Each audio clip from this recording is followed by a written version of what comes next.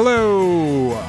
Welcome again to the Rotten Horror Picture Show, the horror movie podcast where we talk about films off the Rotten Tomatoes 200 Best Horror Movies of All Time list. My name is Clay. With me is Amanda. Amanda, how you doing? I'm good. I'm here to ask you, has anyone ever told you that you have precisely the qualities of a failed military man? Yes. Ouch. Yes, they have. Yeah. Were you 7 at the time? Amanda, can you feel that in the air right now? The humidity is rising. I'm so scared right now. The barometer is getting low. And according to all sources, the street's the place to go. Because tonight, for the first time, just about 10:30, for the first time in history, it's going to start raining men. Jesus Christ. That's right. We are talking about Alex Garland's opus of weirdness, Men, from 2022. This movie is not on our list, but we're following up our coverage of Annihilation last time with Alex Garland's Men, and I think it's a good choice ultimately to do because I think it covers some stuff that we've grazed in the past. And I'm excited to hear what Amanda thinks of it because I don't know what it is. It has a 69% Rotten Tomato score with a 40% audience score. Not a big winner for the audience. You had not seen this before. No, I had not. But you wanted to? Yes, I did. Yes. Okay. I actually saw. I'm one of like 8 people who saw this in the theater. Yeah, I went out of my way just because it looked very strange, and I like Alex Garland, and did not disappoint. But I don't want to say anything else about it until we get into it, so let's take a quick break, play the trailer, and talk about it.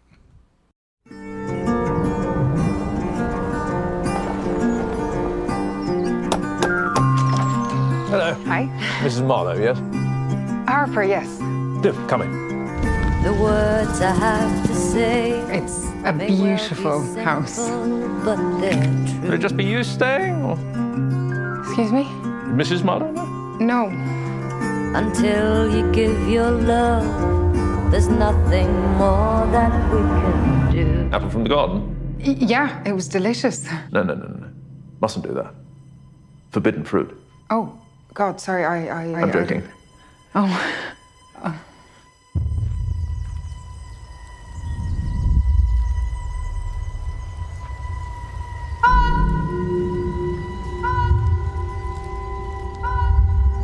You're tormented. It feels more like... Haunted. Yeah. Something happened. My husband went upstairs to our balcony and let himself go. You must wonder why you drove him to it. Why, I didn't drive him to it. I thought it'd be true.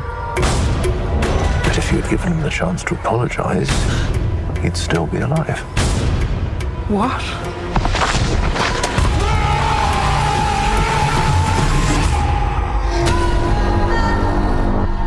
A man followed me out of the woods. He was stalking me. What makes you say that? I saw him twice. Twice. I don't know if he saw you once.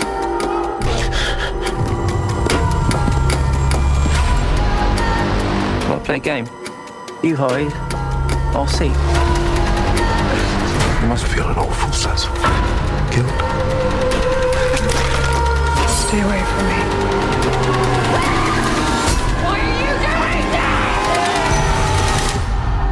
What are you?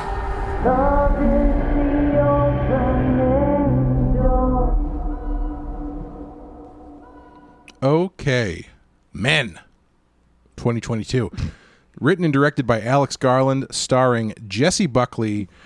Jessie Buckley's an actress where the whole movie I'm going like, I know her from something. And then I looked her up and I did not know her from anything. I feel like now I'm going to do it, but I didn't look her up, so maybe I don't. Maybe I don't know her. I thought she was on that show called The Midwife. Did you ever watch that show? No. My mother loved that show. It's about That's cute. It's about a midwife. Yeah. Who gets called? Multiple times, yes. Jessie Buckley, Rory Kinnear, Papa Essiedu, Gail Rankin, and that's pretty much it. Rory Kinnear plays like 15 people. I really wanted you to do starring Jesse Buckley, Rory Kinnear, Rory Kinnear, Rory Kinnear, Rory Kinnear, and Rory Kinnear. Yes. Did you know Rory Kinnear's dad is Veruca Salt's dad in Charlie and the Chocolate Factory? No shit. Yeah. Huh. I actually kind of see that resemblance now that I think about it. Once you know that, it's like, oh, of course. Yeah. Also, another stupid little bit of trivia. Gail Rankin, who people might know as Sheila the She-Wolf from the show Glow on Netflix, and Jessie Buckley have both played Queen Victoria. Hey, I mean, it's a juicy part. Yeah, I guess I feel like it's one of those British things where if you're a British actress, at some point you need to play either Elizabeth or Victoria. Yeah, or if you have a very specific look, you get to be Diana. That too, yeah. Few and far between there. Yes. Amanda, please, what happens in Men? Harper retreats to the countryside to be alone in the wake of a tragedy, but her unease at the town's leering and uncannily similar men grows into a fully fledged nightmare as her arrival awakens something primal in the forest. Yes. Yes. Well, Clay, some things you'll find in Men include subtle sense of humor. Oh, no, I'm sorry. Subtle Garden of Eden imagery. Yeah, it's they smack you with that one pretty hard right away. I do want to talk more about it later, but a chapped chaplain. Is that the creepiest anyone's ever put on chapstick? Yes. I'm not a fan of chapstick in general myself. So you like chapped lips? You like them rough and dry? Yeah, been out in the sun. Somebody who hasn't drank enough water in like 3 weeks. Is this just going to become a like a personal ad for you as I read through these things you'll find? I mean, maybe. A green man and a peen man. Sometimes one and the same. Yes, most often one and the same. Sheila na nig. Sheila na gig. Sheila na gig. Yes, which is apparently believed to be Irish for Julia of the Breasts, according to the IMDb trivia. Sounds like a good time to me. Yeah. Orifices, including a spine-gina. Yes. Yeah, first time I've ever seen that. Yeah. Only other time I've seen a spine-gina is actually in Alien Covenant. One of the first aliens comes out of the dude's back. Pretty cool. Oh, yeah. Yeah. Forgot about that. All right, Not something you see every day, though. That's true. It's a rarity. Allusions to W.B. Yeats' poems. Could you please elaborate? Lita and the Swan. Unread. What? Lita and the Swan. Oh. We'll get into it. 4 more births than I expected to see in this movie. And for people who are either a little too online or fans of British sketch comedy, Kyle. Old Greg. Can't miss him. Old Greg. Everybody's favorite. Clay has no idea who Old Greg is. You know what? I'm okay with that. I'm gonna fix it after we record this. I feel like I have effectively kept myself at least one layer removed by not knowing who Old Greg is, and I appreciate that. I'm gonna ruin it. I'm gonna absolutely ruin your Awesome. piece. I'm just gonna force you to know what I'm talking about. Excellent. So Clay, Yes. please tell me all about Men. Damn it, you beat me to it. I was gonna foist it on you.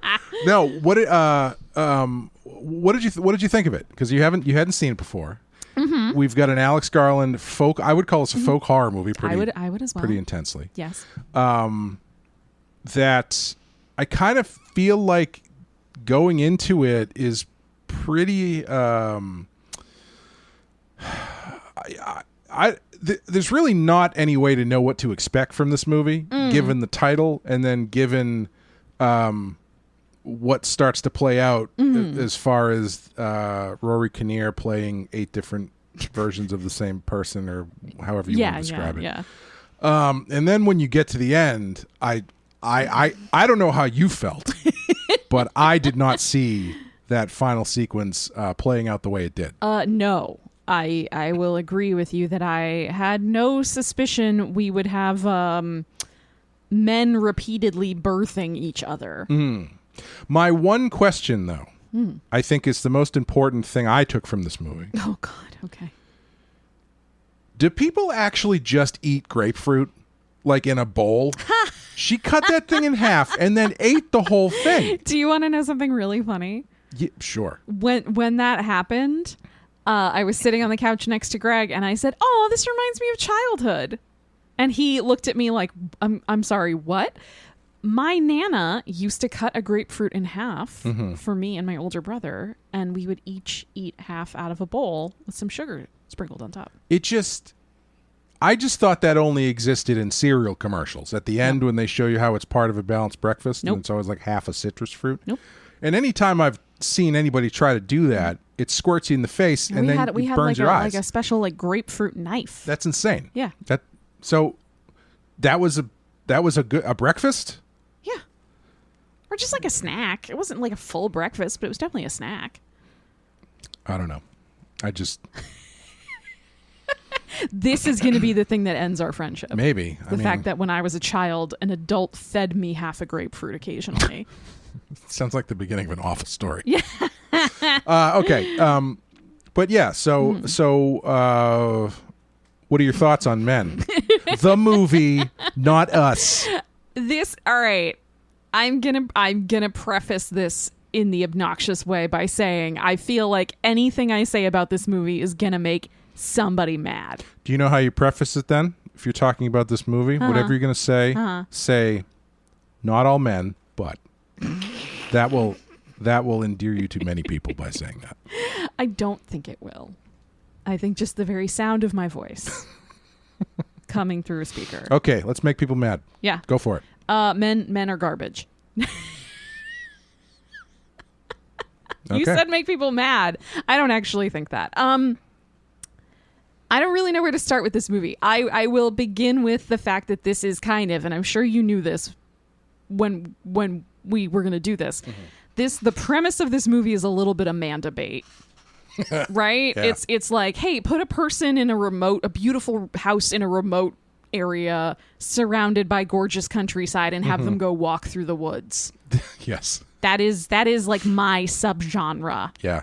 In a nutshell. Wearing what I have to say does look extremely comfy. Yes. That big coat. Yeah. Big sweater. Chunky sweater. Big pants. Some nice comfy boots. You know, she's like a couple tears away from looking like a hobo, but she's comfortable. Yeah, I mean, she's a very chic hobo in Yes. that case. Yeah. At least she has clothes. It's true.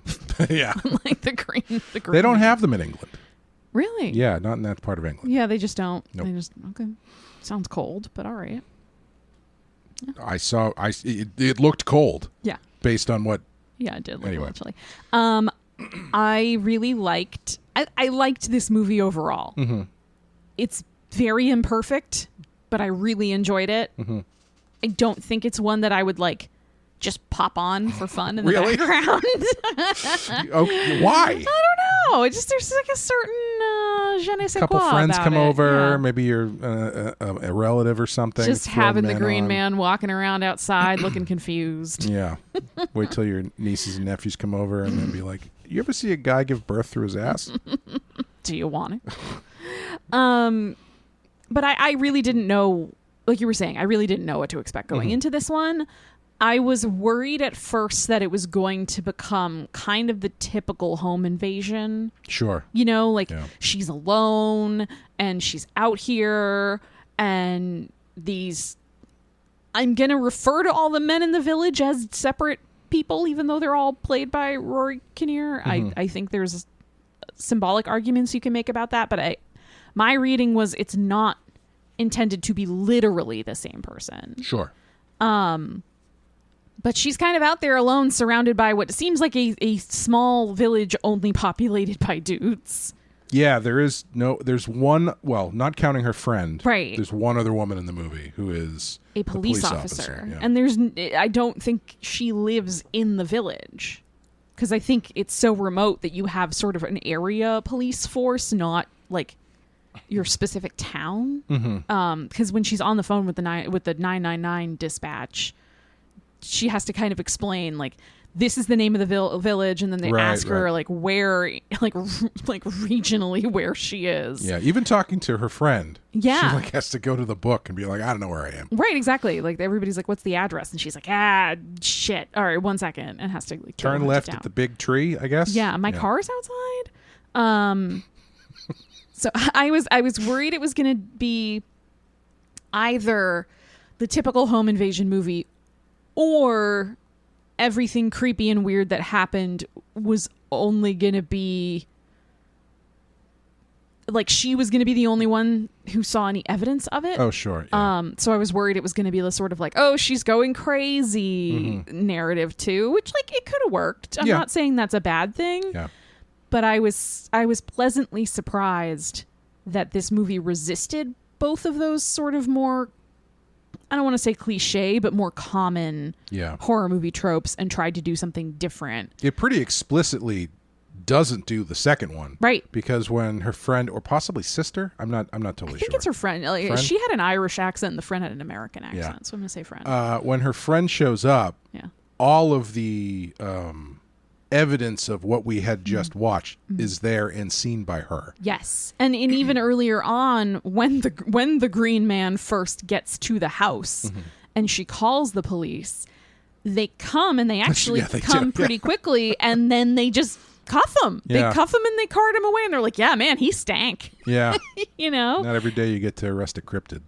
Yeah. But I liked that it didn't do that. And then there's even, I think, a moment where she's talking to Jeffrey, and she says, I'm not making this up. I swear this is what happened. And he looks at her and he says, I don't think you're a liar. I believe you. Right. And it's kind of, I liked that it didn't, there was other characters who were skeptical of her and what she was saying. Like the male police officer clearly thought she was overreacting, but nobody was like, oh, she's just crazy. Like at no point was she fully dismissed as just like an insane weirdo. Yeah. Like everybody just sort of was like, oh, okay, then let's look into this. And I appreciated that, because I think if it had veered too far into the other option of treating her like she was crazy, you're going from a movie that really is clear and explicit about its themes to a movie that just thinks you're dumb. Yes. Do you know what I mean? Like, I know one of the big complaints about this movie is that people feel like it really slaps you in the face with the like, hey, toxic masculinity exists. But I think that's on purpose. Yes. From what I have read of Alex Garland talking about this,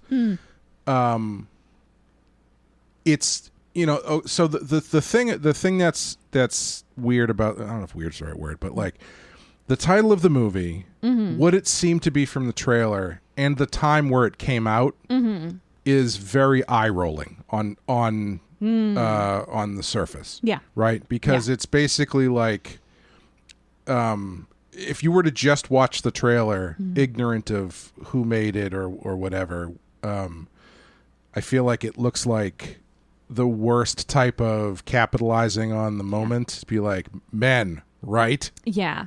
And you know, they're all played by the same guy, because all men are the same, you know, that kind of. But once you get into it, I think it's pretty interesting. And the one thing that he said in an interview that I found that stood out to me was, I was watching it this time, and one of the things that I noticed is she never reacts to the fact that they are all the same person. And I was like, oh, that's kind of interesting. And then I heard him talking about it, and he was like, yeah, you know, this is not meant to be like a reaction to the Me Too movement or something, because this is all stuff that has been around for centuries. And as far as playing originally Rory Kinnear was not going to play every character, but then it kind of clicked into his mind how interesting that was. And he said the thing that I like about it is it's up to the viewer to decide whether or not, I'm going to look it up so I don't fuck this quote up.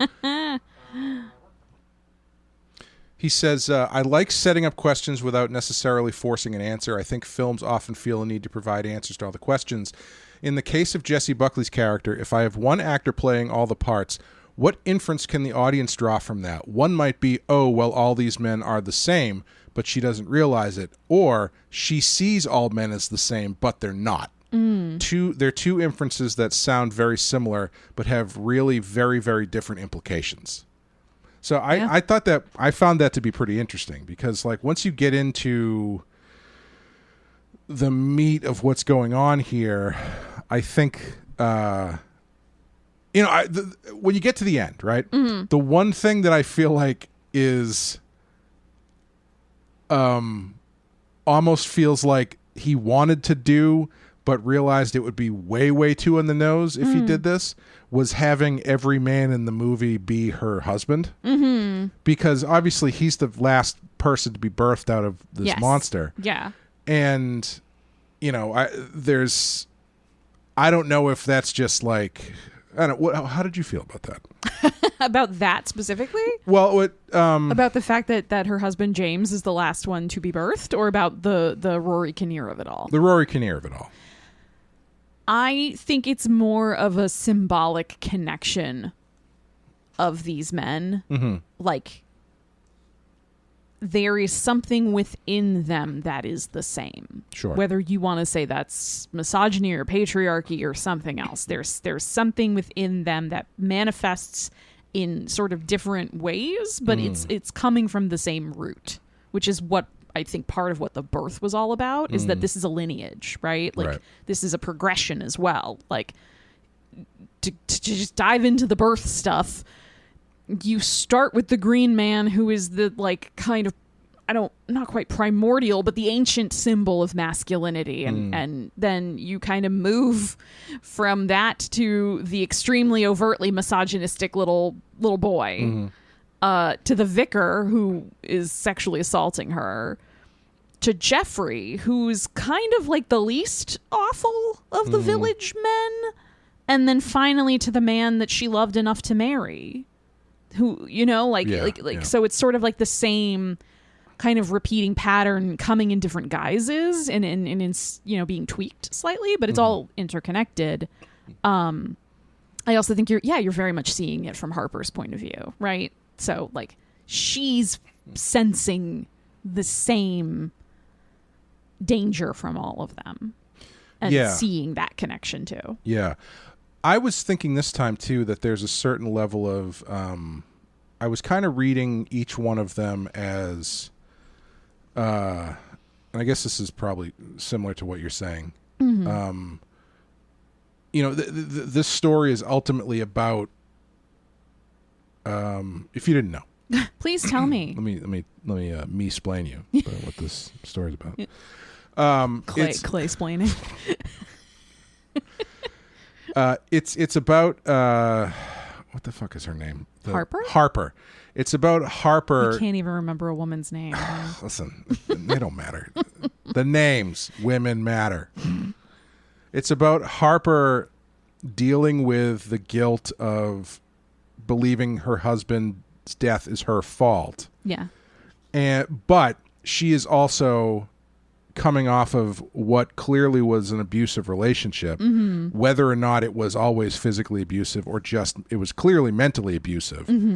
I was kind of reading all these characters as just sort of like the stacking on top of all of these things that she's kind of dealt with through her life. You know, because as she says when she's talking to the chaplain, I've had boys yell shit at me before. Yeah. You know, it seems like all of this stuff is sort of like building to a crescendo of things she feels like she probably has to apologize for. And ultimately the release at the end is her realizing that she doesn't need to do that. Yeah. Yeah. I absolutely think that's a great interpretation of a lot of what's happening. I also think there's the level of each of these, like each of the male figures in the movie represent a type. And some of them are big societal types and some of them are small, more personal to her. Sure. Yeah. But you know, there's the husband, and that's obvious. It's like heterosexual marriage and matrimony in kind of a traditional sense. And then you also have the vicar, and that's, you know, the head of a very patriarchal religion, which is Christianity. You've got a child, Excuse me. which is kind of pointed at as like, this is the purpose for women, is like, you have a child, your purpose is to give them your time and energy and attention. And you've got, again, the green man, this sort of like ancient figure of masculinity. Even Jeffrey is the landlord, you know, like Right. he's the one who owns the house. She doesn't own the house, so he's in this like authority position over her. Yeah. So you have all of these different figures that are different types of patriarchy or masculinity, or just men in her life who've had some sort of sense that they have a claim on her, that they have a right to her in some way, Right. to her attention, her energy, her love, which is what the movie ends with, is you know, what do you want from me? And he answers, your love. Yeah. And they all want that. And whether that love is romantic love or her physical body or just her energy and attention, they're all trying to get something from her. Yeah. Every one of these characters, whether she kind of invites them in or not, or puts herself in a position of having to deal with them, because, like, you know, she opts to rent this house. She comes to Jeffrey's house, Right, like, right. and wants to stay in it. So I'm not saying she's just sort of like passive and has to just deal with it. Like, you know, she is making choices to, you know, we live in a society. But I'm sorry, you've got some white paint on your I'm face. sorry, there. I Yeah. didn't get it all off. But she treats all of Your them. hair is kind of green, actually. But. It's mostly blue, but she treats all of them as an incursion or an interruption. Yes. Everyone is kind of like popping her bubble, Yeah. right? Like you really, I think, especially in the beginning of the movie, Yeah, that's a good point. Yeah. when she's like driving there, she seems very like relieved. When she takes the walk in the woods before we first encounter the Green Man, that's the happiest she is the whole movie. Right, Is yeah. like feeling totally alone out in nature with nobody making any demands of her. Like, that's the happiest you see Harper. Just kind of like having it's those moments, and when she's talking to her friend. Yeah. Those are the times when she's happiest. Yeah. Watching it again this time, I found Jeffrey to be one of the most interesting of the characters who shows up, Me too. because he's not outwardly hostile towards her or anything, but he's still got that vibe about him, which I'm sure is something that most women deal with constantly, which is, why is everybody kind of fishing to hit on me? Because he's doing it very he's not like being aggressive or anything, but like the stuff that he's saying, he's definitely trying to like open a line of communication with her, which, I mean, you know, depends on how you want to look at it. But, you know, the fact that he says, do you play the piano? And she straight up lies to him. Yeah. Because she wants him out of there as quickly as Yeah. possible. Yeah. But then he's also like, oh, you know, if you want to come down, my house is over here. Or if it's, you know, come down to the pub or something Yeah. like that. It's like, he's kind of this really derpy example of like, yeah, deep down, every guy wants to fuck you. You know, like it's as much as society has tried to bake that out of polite society. That is kind of the way that a lot of people interpret interactions between men and women. Yeah. I would argue it's even less intense than he wants to fuck her or thinks he has a chance, or even a little bit. I think there's this type of, it's typically an older guy. Excuse me. And they hide it a little bit behind this sort of, it either tries to come across as paternal or like, I'm just some old fuddy-duddy, I don't know any better, maybe I'm kind of lonely and I just make my jokes and I just want to be friendly, like I'm just being friendly. But again, it goes back to wanting to extract something from her. whether Yes. it's sexual or not. And I think in Jeffrey's case, I don't think he has any illusions that she's gonna do anything with him. No, yeah. But he wants that little hit of attention. Yes. He wants her to humor him. Yep. And to make him feel good in those interactions by laughing at his dumb jokes and by opening up to him and sort of giving him that female attention that he clearly wants, or maybe has never had, maybe misses. Like it's I think the thing that becomes telling is if you swapped Harper's gender, if that were a man, there's no way Jeffrey would talk to her that way. Yeah. In a lot of the ways he does, like in buying her a drink. Sure, like yeah. there's a lot of little things, and No, again, I don't know. I mean, I know what you're saying, but I think that character Jeffrey. I'm not saying not all men, Clay, thank you. but I don't think Jeffrey would deal with Harper the way he does if Harper were a man. I also don't think Jeffrey would deal with Harper the way he does if Harper had shown up with a man.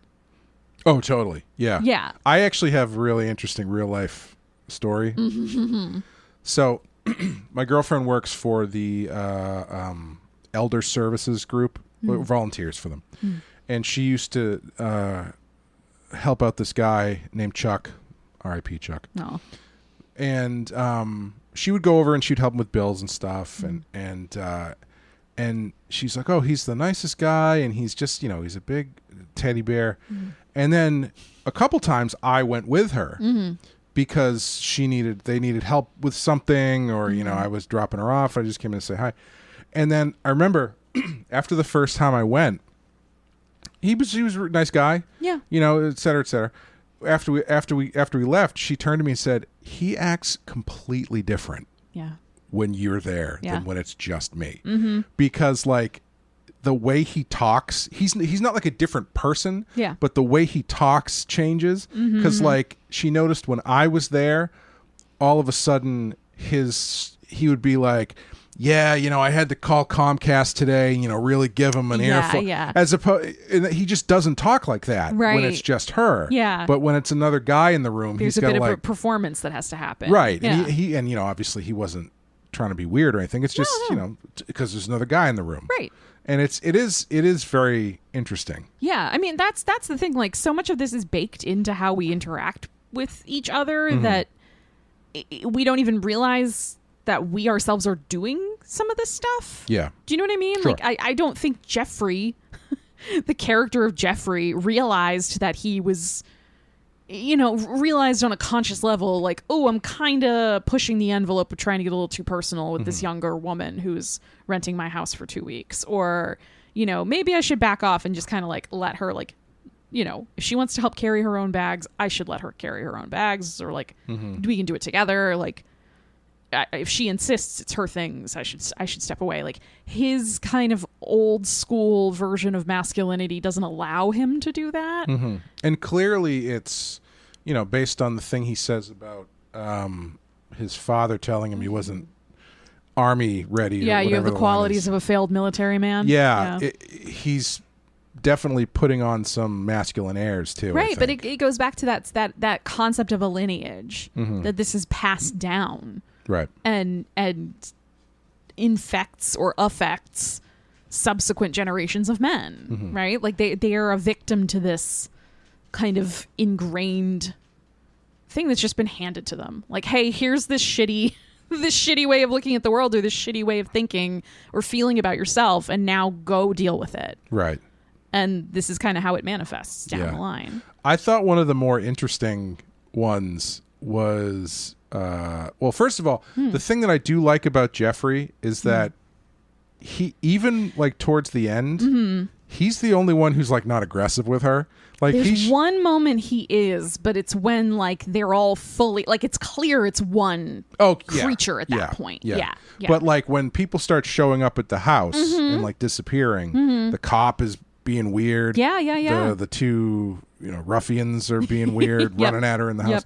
Jeffrey, he's going out and he's trying to be the The strong guy being like, you he guys wants get to out of here. protect her. Yeah.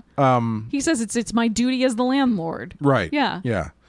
That's definitely the way I would say that too. It's like, well, guess this is my job. I guess I gotta go see what's going on here. I hope they don't have a gun. Yeah. And the thing I like about that too was that, you know, the marketing for this movie, if I remember it, and from what I'd seen, you know, on the internet of like the posters and such, a lot of them focus on the Jeffrey character. Because he's goofy looking. He's goofy looking, but he's also creepy looking, right? Like you can make him creepy looking. I think he just looks like a person, but if you think he's creepy looking, Well, I said you can make him creepy looking. You should really listen sometimes when women speak. When they say something interesting, I will. Ooh. I'm going to have your girlfriend listen to this episode. She doesn't listen to the show. I'm going to have her listen to this one. But I kind of like that because it subverts. That's her right to not listen to it. It subverts your expectation, though, right? Like if Jeffrey is the one who's marketed as the really creepy one, you kind of keep expecting him to have a very dramatic turn at some point and start attacking all over her or something. Yeah. And instead, he's the one who comes closest to being like kind and not threatening until that very end sequence. Yeah. Yeah. The one that I found really interesting was the vicar. Mm-hmm. Because the first interaction with him at the church is... It's creepy, but there's like enough plausible deniability there that like he's just trying to be a vicar. Like even, I mean, he touches her leg and clearly that's meant to be like, well, what the fuck is this guy doing? Yeah. And if you notice, she doesn't like shove him off. Right. She just kind of has to sit there and be like, okay. Right. Which is like, you know, anytime I do it, that's not what happens. No, I'm just kidding. I don't want to implicate myself in something gross here. But, I was going to say, you can't take this bit too far. No, I really can't. But the thing that I found really interesting about him is when he comes back later in the monster version, the stuff that he starts saying to her is so gross. Yeah. Because, you know, he starts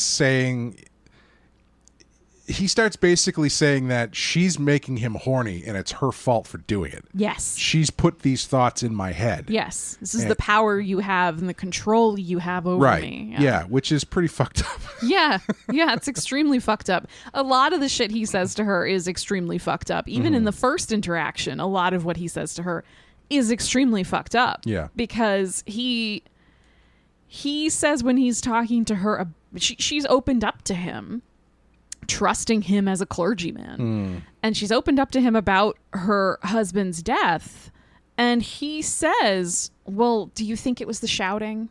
Right, yeah. And she goes, well, I don't know if I couldn't hear him. It was through the window. I don't know if he was shouting. And he goes, no, you're shouting. Don't you think that's what caused him to die? And it's like you're comparing her voice to physical violence. Right. Like it's beyond like, you know, the cliche term now is victim blaming. And this goes a step past that. It's saying you opening your mouth and speaking is a form of violence against him. So isn't this really your fault? Yeah. You know, and I do think that I think you could say that this stuff is like too on the nose.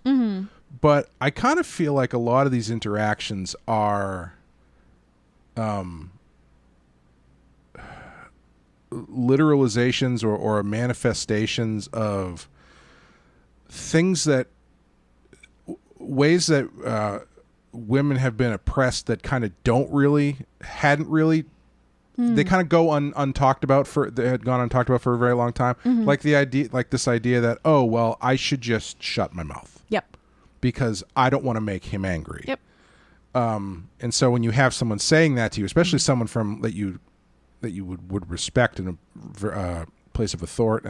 But no, I think that's absolutely true. It's somebody like she clearly was raised in some form of Christian religion, and that's one of the things puts that person in a position of authority. Yeah, that's one of the things that makes me feel like this is a lot of it is sort of manifesting of this pent up stuff that she's been dealing with like over the course of her life. Yeah, and I think like you can say a lot of this stuff, like you were saying, you can say it's like too on the nose, but I think all of the small details in this movie, you can take each kind of piece as a symbol or as a bigger issue and dig into it more deeply. Yeah. Like the question of voice in this movie and sound and speech is obviously very important. Sure. Like, don't go, lesson to all you girls out there.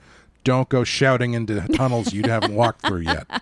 But Harper's voice is so, like, her voice, what she chooses to say, what she chooses not to say, when she chooses to talk, like, it makes such an impact throughout the whole movie. Like, when she kind of stays quiet, like when she's with Jeffrey and a lot of the other men in the village, she's very quiet. Like, she doesn't talk a whole heck of a lot. Yeah. And when she does talk more, either to her husband or the vicar, they immediately start twisting her words to try and get some form of control over the narrative and control over her and to sort of put her in their version of the story, right? But then, you know, we have the train tunnel scene where her voice echoing down the train tunnel is beautiful. Like she makes kind of her own music. And it's beautiful, but it also kind of summons this figure of the Green Man to her. Right. So her speech and her voice is very important. And I think that's reflected, like, you could go real far with just that symbol into, like, the real history of the world. I mean, there are parts of the world right now where women are literally outlawed from speaking in public. Right. And so it all has these, like, bigger ripple effects that if you want to follow it, I think he put these kinds of things in there on purpose for you to follow if you want to follow it and see where it goes. Yeah. Let's talk about the Green Man a bit. Please. Apparently, Alex Garland said he had been working on this for about 15 years on and off because he was very taken with the imagery of the Green Man and how prevalent it is in England specifically, to the point where people don't really even acknowledge it. It's just kind of something that's there. Yeah. But the concept of this mythology, a lot of Green Man pubs around. Yes, exactly. Well, we last time we talked about it was in The Wicker Man, I believe, because he shows up for some reason. Yeah, I think he's on a tombstone. I think the pub is the Green Man in The Wicker Man. Yes, it is. That's right. That's what it is. But yeah, he's this mythological symbol of rebirth and, as you're saying, you know, masculinity and virility and all that kind of stuff. And it is a really interesting bit of culture to dive into to tell this story. Alex Garland, you know, his movies are he probably makes the most British movies that I can think of. A lot of his movies are so specifically British. Yeah. In a way that I don't think like a lot of people clock, because he's making I think a lot of us Americans can just gloss over it. Yeah. He's making these sort of, for lack of a better term, like blockbuster movies, even though, you know, they're kind of like art house in the art house arena a lot of times. Yeah. But they have like 28 years later is there's apparently a whole nother level of that movie that is, if you are from Britain. Yes. That most people over here didn't even pick up. Yep. And there was actually a link between those two that I was like, yeah, this is definitely a British thing, but I can't remember this. Anyway, the Green Man is a very British thing. And what do you think of his use in this as a symbol, as a literalization? I mean, I really like it. I think you can think of the Green Man in this movie as it is kind of back to like old like pagan gods and symbols where they're not the way we sort of think of God in a Christian context, where God is essentially just an all-powerful person. Like it's him and he's human in a way. Like he thinks the way we do and he does things the way we would do them. the Green Man is not that. He's sort of the embodiment of the powers of nature. Right. And nature doesn't really have intent in the way we think of people as having intent. Like, I don't think the Green Man in this movie is trying to scare Harper. No, I don't think so either. I don't even think he's necessarily trying to hurt her. Yeah. I think he's more either a symbol or a vessel or just kind of a force. Yeah. You know, the same way like a hurricane is a force. Yeah. It's just here, it's in nature, and it's going to happen. And I really like that. I like that it's not... Garland didn't take the Green Man and turn it into like a malevolent demon that's coming out of the woods to like... assault and torment her. It's too bad. He's leaving money on the table. They could have a whole franchise. Exactly. Of men movies. Yeah, of Green Men movies.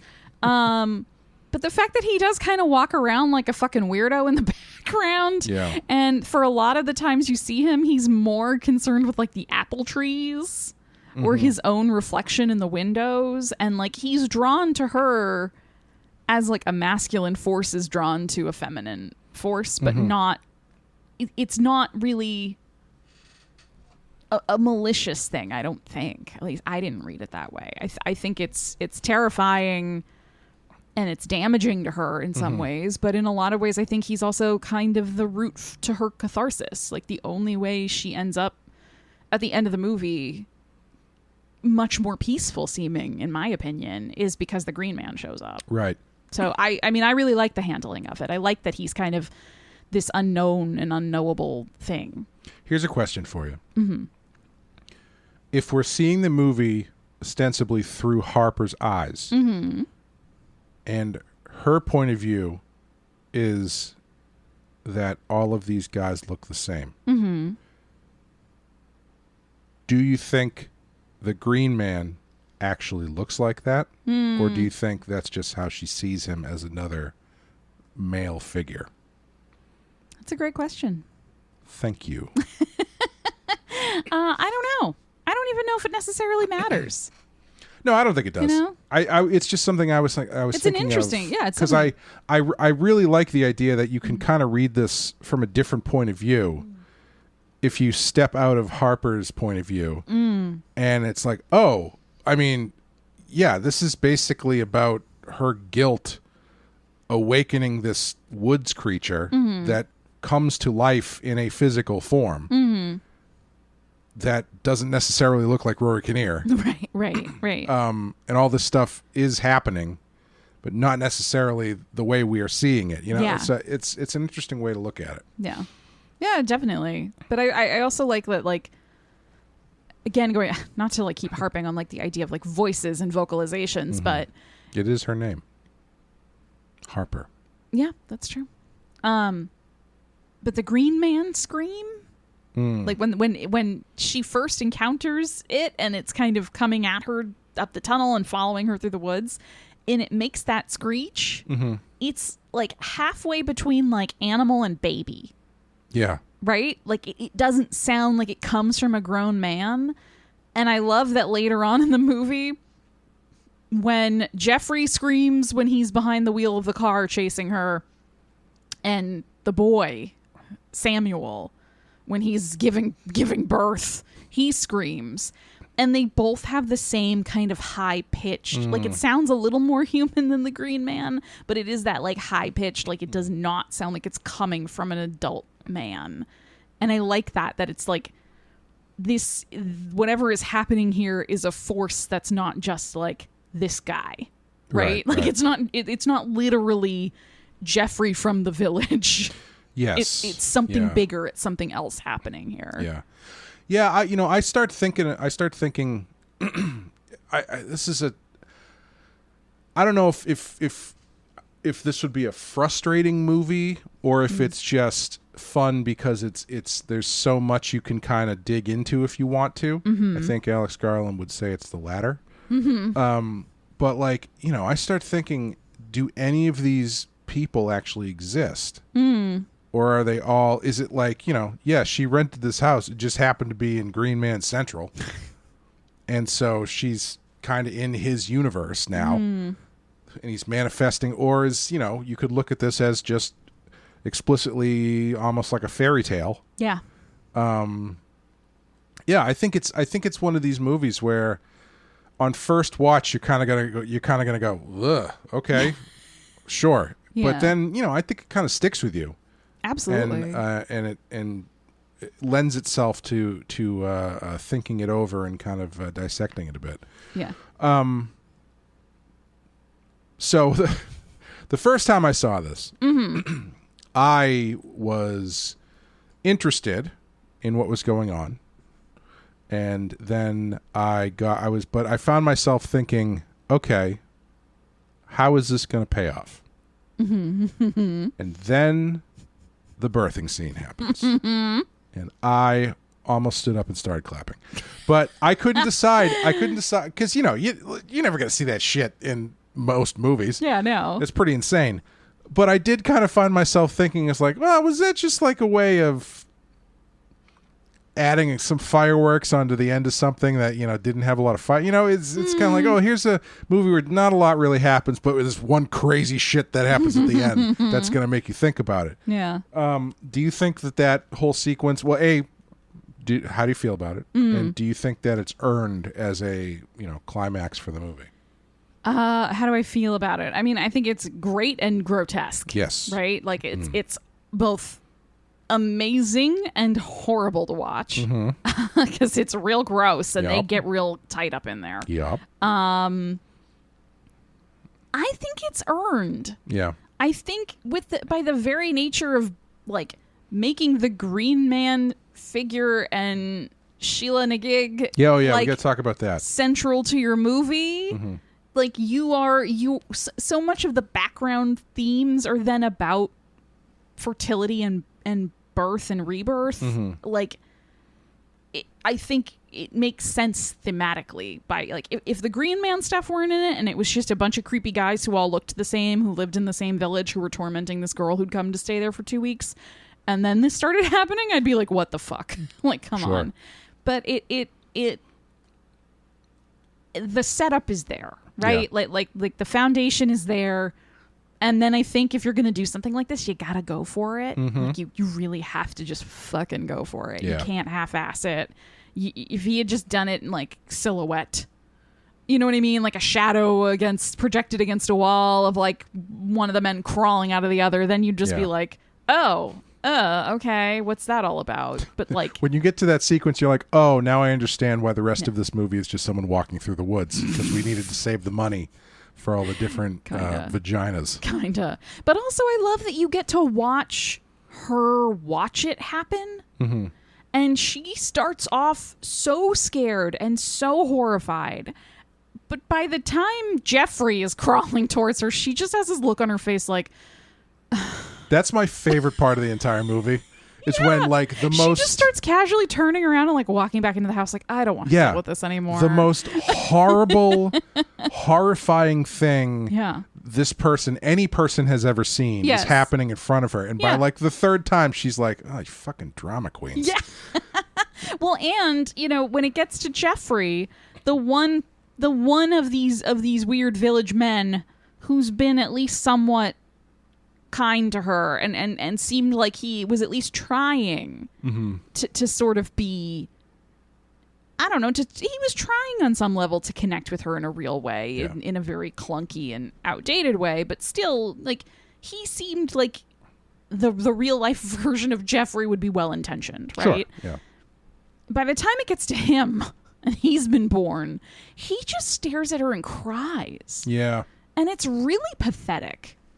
Like very sad and very pathetic. Yeah. And she has nothing left for him. Right. She's not, there's no sympathy, there's no urge in her to go comfort him. Yeah. She's like, I'm going to go sit on the couch. I'm really tired. It kind of like the way that she reacts to that whole kind of being completely over it and kind of rolling her eyes a little bit and being tired of everything kind of felt like it was the same energy as her husband being like, well, I'm just going to go kill myself. And she's like, what are you talking about? What are you talking about? Yeah, but even then she still had, I think if you, I really like this actually, like juxtaposing the end sequence of the movie with the end sequence, the end portion of her conversation with her husband. When she's talking to her husband, even as he's threatening, I'm going to kill myself and make you live with the guilt, or I won't let you divorce me, whatever all insane shit he's saying to her. She's still having big emotional reactions. It's clear that what he's saying still hits her. Like, it still gets to her. And she says at one point, I don't want us to be scared of each other. I don't want you to kill yourself. Like, she clearly still cares for this man. And then you compare that to how she is at the end of the movie. And she's really, it's like this whole experience. It's like you have to give everything you have. You've given it all. I'm empty. I'm at rock bottom. You've taken everything you possibly could from me. Physically, I'm exhausted. Emotionally, I'm done. I have nothing further to give you. And it's like she needed to hit that point of just being fully drained to get to the point where it was like, I don't care anymore. Yeah. And I can move on from this because I don't care anymore. I can't. Yeah. You've taken it all. Like, even in the most, what should be the most disturbing part of the whole ordeal, which is this monster then gives birth to her dead husband. Your mutilated dead husband. Yeah, it's like she's like, yeah, of course. Yeah, she's not even surprised. Yeah. Also, I do love that the injuries that he sustains through the fight line up with the injuries from the fall or suicide, or however you want to read it. And I love that most of them are, the majority of it is self-inflicted. Like, yes, she stabs the green man in the arm, but then the green man pulling his arm back through the mail slot to that, it's interesting. The mail slot. The mail slot. That should have been in our things you'll find. Yeah, so many mail slots. Lots of them. A lot of them. But when he pulls his arm back through, like, he's doing it. Right. She stabs the knife through and then lets it go. And then he forces it back through and cuts his forearm and hand in half. And then we have to look at it for the rest of the movie. Which is excellent. Even though so gross. I don't think that actually would physically work. I don't think so either. He's a green monster made out of trees or something. So. My favorite bit with the messed up hand is when the vicar puts his hand and each side of the split hand like rests on either side of her neck. It's like, I literally went, oh yeah, it's so rough. Yeah, it's great. Love it. But yeah, and then the broken leg or ankle or crushed ankle or whatever comes from he like does it when he's chasing her in the car, I think. Yeah, is it from when she hits him? Maybe because she hits Jeffrey. Yeah. All right, maybe it's less self-inflicted than I was thinking. Then I thought it was something he did to himself. I but can't you're remember. Right. Yeah. Shit, I was going to ask you a question, but I can't remember what it is. Tell us about Sheila. I don't really know much about Sheila. All I know is it's another, like, similar to the Green Man, where you find carvings of it on like old buildings and even old churches and stuff. I don't think you find as many of Sheila. Yeah. But she's around. That's because the carvings of Sheila tend to be a little less safe for work than the carvings of the Green. Yes, Not that they cared about that when they were doing the stuff. No. But yeah, she's definitely more explicit. Yeah. But part of that is because of how we treat the female body. Right. It's not meant to be explicit in like a sexual, not in a perverse way as much as like another fertility type. Exactly. Thing. It's sort of like, going back to the Wicker Man, there's a lot of talk in the Wicker Man about phallic symbols and things like that, which we all, I guess, just accepted. We're like part of life that we could continue. We'd mask them a little bit more from their pagan roots to work them into modern society a little more smoothly. But we're just going to still include the phallic symbol as something that we talk about and we teach about in art and art history and the Green Man, who again is kind of a fertility symbol. Right. He's cool. We're cool with that. But Sheila, less so. That's because from the dawn of time, men and specifically boys have been going, it looks like a dick. To everything. To everything. Yeah. But no, it's I think it's really interesting because there's more of like an academic consensus on the Green Man and what it represents and how it's used. There's way less of one on Sheila, like she's treated, I think, most often it seems like, I'm not super well read in this. I have dabbled. But she's kind of the female counterpart to the Green Man. But other interpretations tried to make her into like a demonic presence, or even a warning against lustful women. Like that lust in women is a bad thing. And it's really interesting that you don't, at least nowadays, see that with the Green Man, right? Like it's just sort of treated like, nature, rebirth, fertility, cool. And there's still, up through modern times, a little bit more of a stigma with Sheila, even though they really are, I think, more like two sides of the same coin. Yeah, it is interesting how so many mythic female figures are some sort of warning about the troubles of women. Right. Even if they didn't necessarily start off that way. Yeah. But I love that in this movie, you get the carving of the Green Man on one side of a baptismal font. Yeah, that's a and then heavy metal church Sheila right there. And a gig on the other side. And the Sheila carving is the typical, like, the kind of squat penthouse square. spread, yeah, and it's the face and the breasts and the open vagina. And it's facing the stained glass windows of Jesus and his disciples. Hey, man. 13 guys out in the desert, they'll take it, right? Yeah, they absolutely would. So speaking, I was gonna try. I had a clever segue to go from warning women figures in mythology into talking about, is it Yeats? Oh yeah, because sirens and whatnot. So jump off from that segue that I just made. Well, the vicar. A lot of what the vicar says to Harper in that confrontation in the bathroom is he's quoting W.B. Yeats' poem that's Leda and the Swan, which is based off of a painting, which is based off of a myth. Oh, interesting. Yeah. Okay. So the original W.B. Yeats, that's the office furniture guy from I'm gonna Boston. Never speak to you again. Is that a yes? No.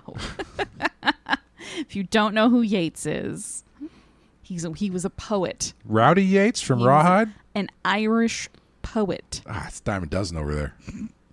But the myth of Leda and the Swan is there is a beautiful woman named Leda, and she's so beautiful that Zeus wants her, and she's not into it.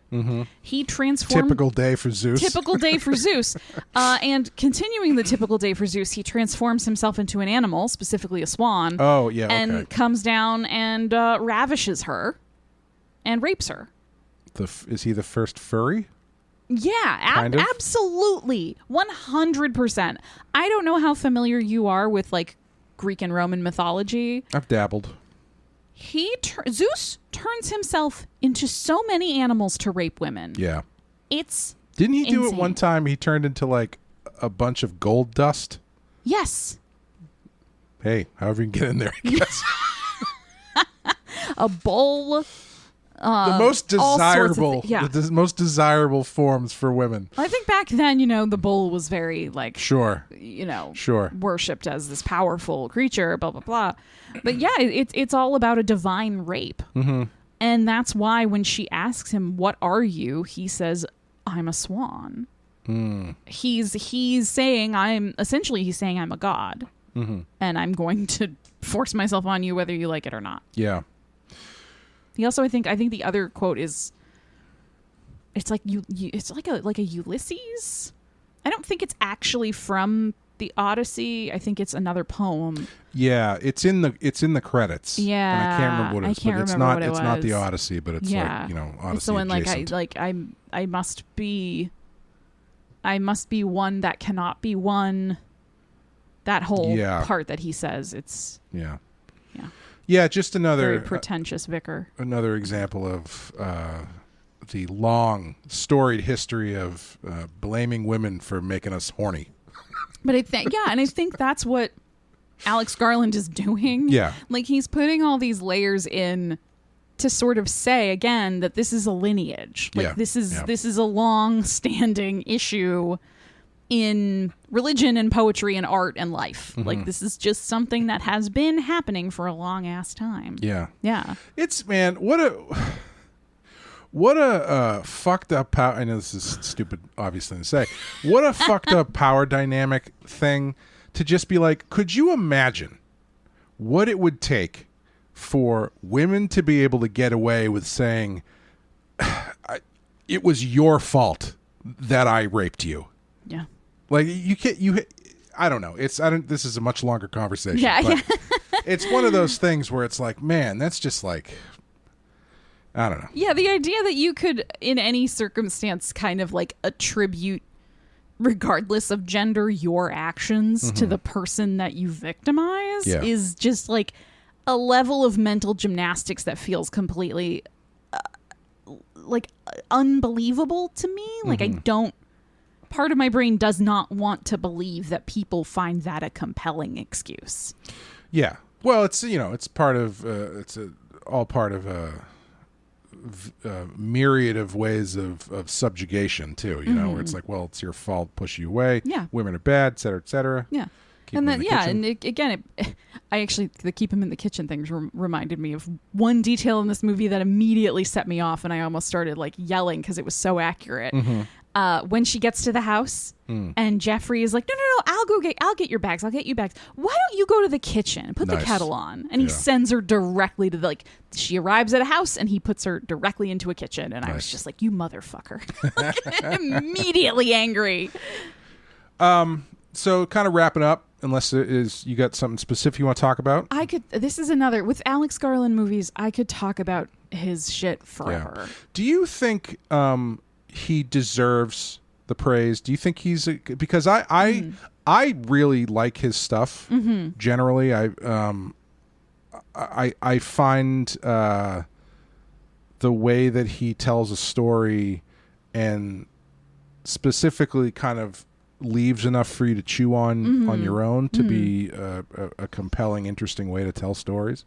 I have seen blowback against him for that and other reasons where, like, you know, I saw one thing the other day where someone said the new Ari Aster movie, Eddington, it said Eddington is what Alex Garland thought he was doing with Civil War, like one of those things where it's like, you know, where I think there's some people that think he thinks he's smarter than he is in the stories that he's telling. Or what are your feelings on him in general?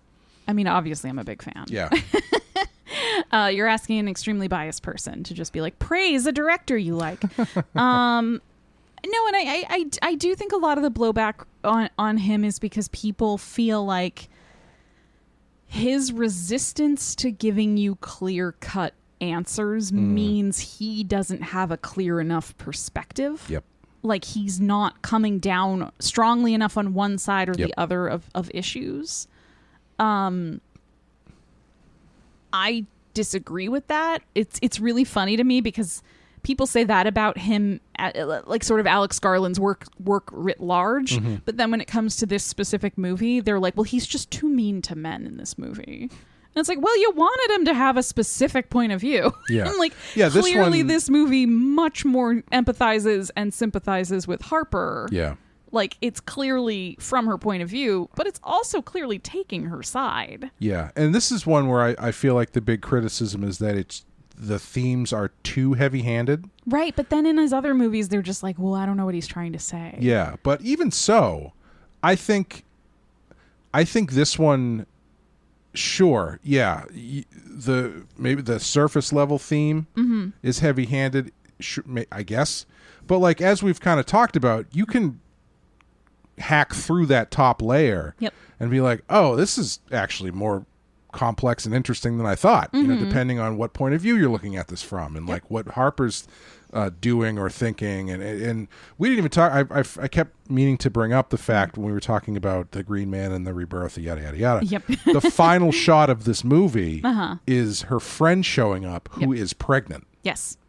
In a, you know, more normal way.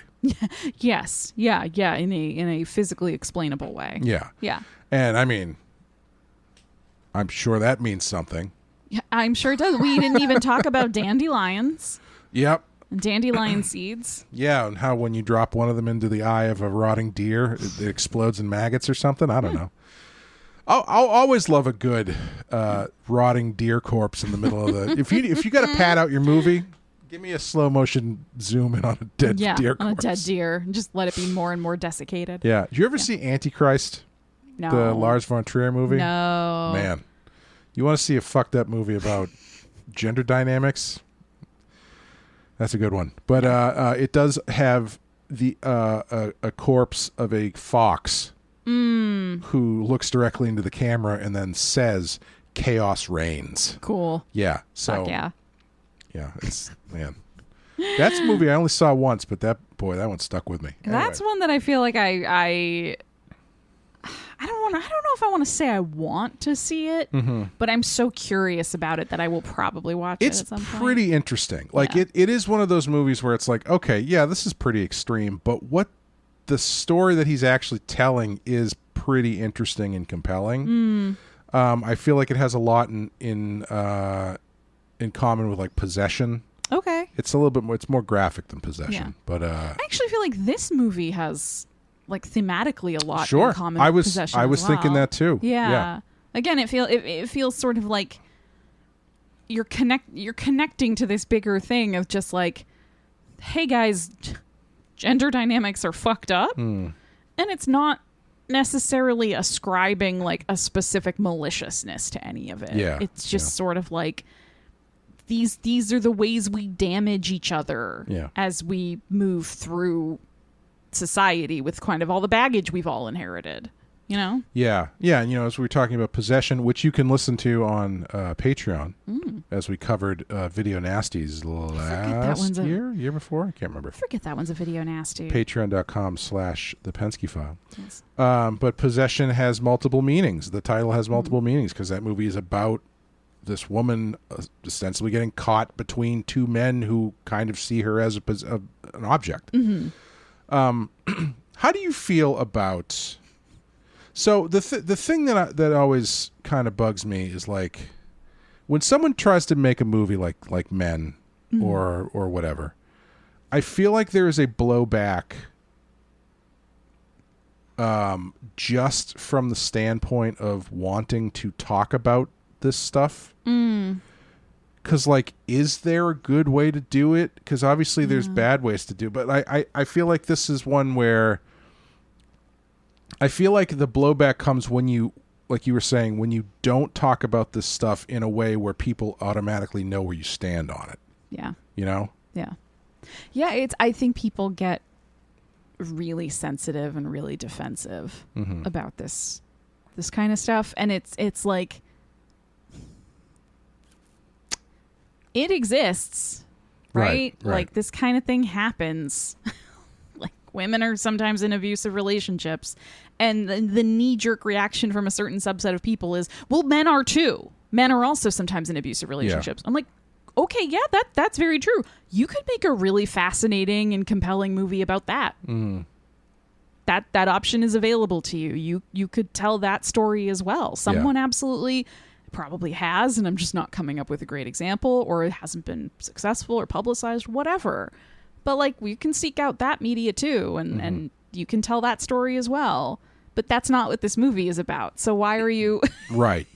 And I also think that, like, when you start getting into this stuff, people can roll their eyes, especially I don't know what else I would call this movie, but like, again, I feel like the title, the trailer, and the time when it came out feels like someone trying to score points. It does. On whatever side of the spectrum you want. Yeah. But that is not what this movie feels like at all. Yeah. Like, it does not feel like Alex Garland being like looking at the camera and going, ugh, men. Right. You know, right. it's like there's or so like, much more going on. I found a way to make a bunch of money. Yeah. It's I think there's so much more going on than just, doesn't it stink when men talk to you and you don't want to be talked to, you know? Even though that is part of the movie. Right. Yeah, it's too bad because, like, on the one hand, I'm sure the fact that this movie came out when it did in that political moment made it easier probably for him to get his movie out. Possibly, yeah. You know, like, Yeah. oh, well, this feels timely. This feels like something people are talking about online and sounds like something people will care about. So maybe it'll draw in more of an audience and will make more money. Because, right, that's ultimately what a lot of these studios are looking for is, like, how much money are you going to make with this? To his credit, he also, in the thing I was reading, said basically what he tends to do, and maybe it's a fault of his, is that once he gets the green light, he doesn't really believe in catering towards an end goal. So he doesn't really care if the movie makes money. He just turns the juice all the way up. Yeah. So they might not be getting what they think they're getting. Right. I mean, that's great. I love that. I love that too. It's I mean, you could argue it's not great business if you want to continue making movies. But yeah. hasn't stopped. I mean, this is an A24 movie. He then went on to make Civil War with A24, so clearly they like what he's doing. Yeah. Yeah, I do. You know, this stuff is sensitive, right? Yeah. Like this stuff is difficult to talk about for a reason, and it's because nobody wants to feel like they're being painted with a broad brush. Yeah. That's why the whole, like, not all men thing started. That's why it's become kind of a joke.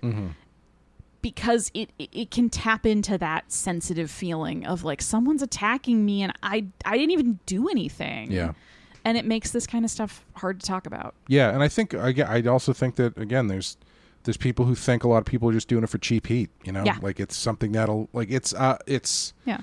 It's why you have so many female characters who are gritty badasses that have rapes in their background. Right, you know, it's right. like, okay, what's the way we're going to show that she's a strong woman. Yeah, what's the shorthand? What's the worst thing that could have happened? Yeah, okay, great. All right. Yeah. And while having a character have that happen to them is totally valid, there is a point where it becomes, this is all I know about women, is that this is really bad if this happens to a lady. Right. There's nothing else that could have possibly happened to a woman that would have been tragic or bad. Right. That's one thing I really in this. I would like to see someone flip the script on that and have, like, this badass Batman character being like, "What happened to you?" And it's like, I was horribly raped. Yeah. It's like, oh, that's weird. Like, I don't really know how to react to this when it's some dude being like, oh. Yeah. But in this, I'm pretty sure when Harper is talking to the vicar and she's explaining sort of that the final confrontation she had with her husband, I think it cuts to her and she's saying he had never hit me before.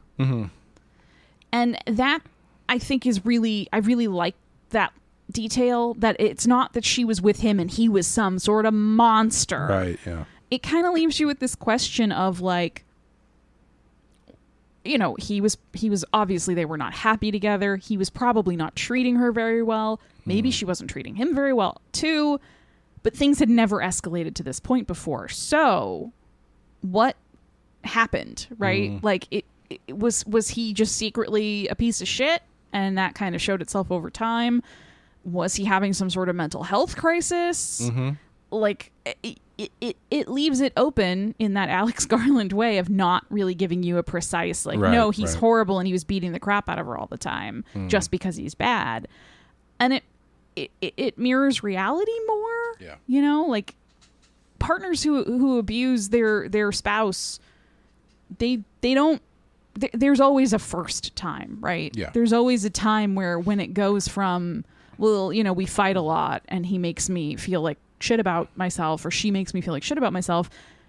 There has to be a first time that if physical abuse enters the picture, right? Like, right, yeah. So it kind of, I like that it kind of represents that, where it's not the sort of movie cliche of he's been slapping her around for years and years. And I do think, I would hope to think that most of the time no one goes into a relationship planning on doing that. Right. You know, like that's what makes it scary. Is yes. that sometimes people snap. Yep.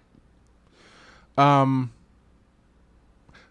do you feel about this as a horror movie? So this is not on our list. Would you put it on the list? Do you think it is a good horror movie? I think it is a good horror movie. Mm-hmm. There is, for all of the fact that the first... Why? I'm sorry, Alexa, we didn't ask you, but... Why is your Ex Machina robot talking to me? That's why we keep her in the kitchen. Yeah. Where she belongs. Yeah. I think the beginning of this movie, like the first third to or so, is very beautiful. Like her walking, definitely. Yeah. her walking, it's gorgeous. It's like you want to live there. You understand why she wants to be there so badly. Well, she's willing to stick around even after a naked man chases her out of the woods.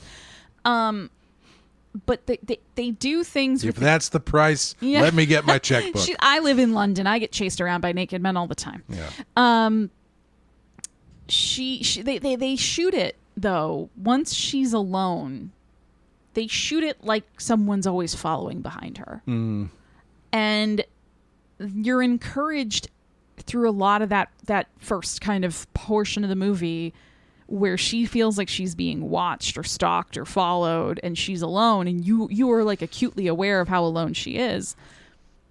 Like you from the camera point of view either feel like you're in the position of somebody following her, or it's almost like the camera encourages you to look past her, to look back behind her through the windows. Like, is somebody back there? Right. Yeah. And when she's walking, if she's walking up the path towards the camera, you're not looking at her face so much. You're kind of looking over her shoulder, right, the way she would be looking over her shoulder. And it builds this sense of dread and discomfort that I think makes it a horror movie right away before we get into any green man cutting himself in a pit in the ground and sticking leaves in his forehead. I mean, how else are you going to do it?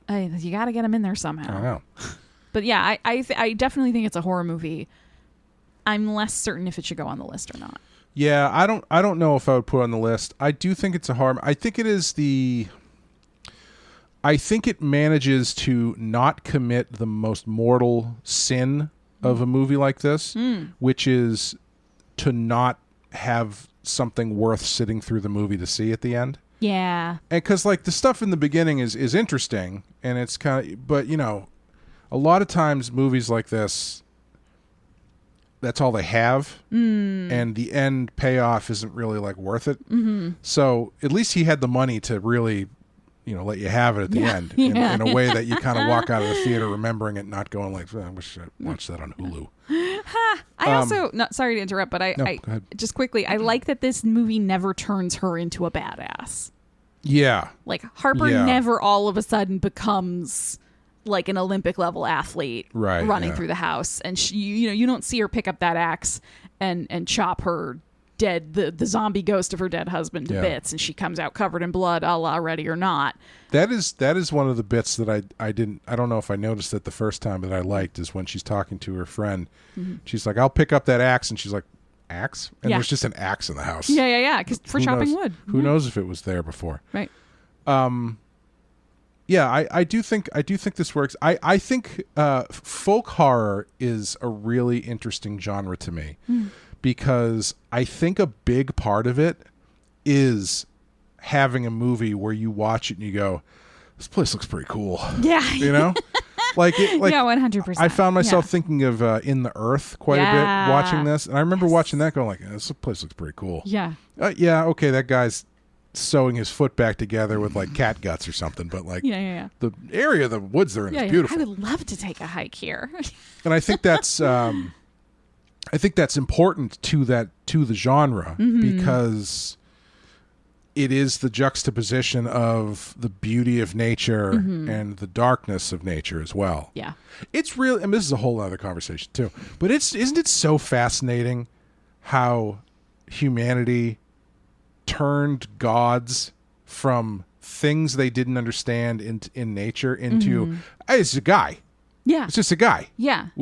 Just like me. Yes. It's a really interesting. Just like me, but he's old and a man. He's got a long white beard and he wears a big white robe and he sits in the clouds. And it's not like that's not even just to pigeonhole Christianity, right? Because like, you know, Buddha, I know that it's not exactly one-to-one, but like there is a man at the center of Buddhism. Yeah. There is a man at the center of Islam. Yeah. There is, I don't know, I guess an elephant at the center of one of the Indian religions. I don't know. That's where I've topped out where my understanding of world religions go.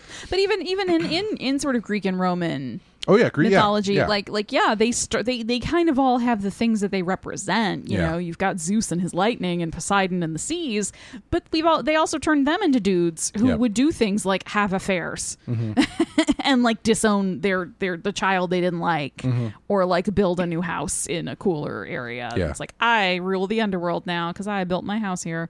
Like it is really fascinating that there's all of those religions and then the sort of what we refer to as like pagan or native religions that are much more like no, it is like the force of procreation in nature that we are worshiping. I mean, not to get too heavy-handed here, but I do wonder if it has something to do with when religions start to become more of like a lever of control. Anyway, we could talk for 3 hours. We're going. Yeah, I'm not a theologian or a scholar. So, I did read a really interesting book though, called a handful of years ago called "The Origin of Human Consciousness and the Bicameral Mind." Anyway, you've talked about this before, and it always sounds fascinating, and then I always forget about it. Anyway. We'll talk about that once I can remember the title of the book. So we're going to hit the randomizer. Beep, boop, boop, beep, boop, boop, boop, boop. And we have landed on number 187, which is the 2021 Legacy sequel, remake, reboot, squeal make, sequel. It's Candyman. Oh. So... which will be interesting because I haven't watched that since I think it came out.